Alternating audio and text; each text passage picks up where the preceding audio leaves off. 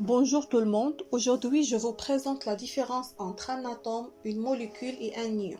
Je vous souhaite une très bonne vision. Alors, un atome, une molécule, un ion, quelle est la différence entre eux? Je commence tout d'abord par définir un atome qui est une particule microscopique qui constitue la matière.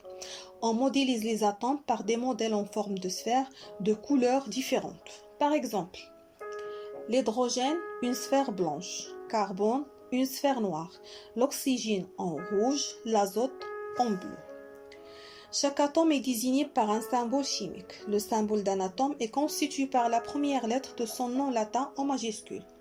Par exemple, l'hydrogène c'est H, carbone C, l'oxygène O, l'azote N car son ancien nom c'est le nitrogène.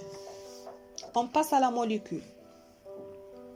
Alors, une molécule, c'est un ensemble des atomes, au moins deux, identiques ou non, liés les uns aux autres, comme le dioxygène, l'eau, le dioxyde de carbone et le métal.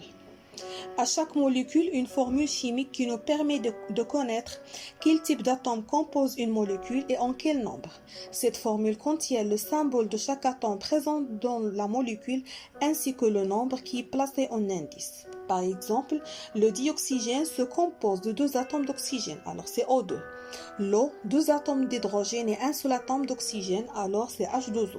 Le dioxyde de carbone, deux atomes d'oxygène et un seul atome de carbone, alors c'est CO2. Et pour le méthane, quatre atomes d'hydrogène et un seul atome de carbone, alors c'est CH4.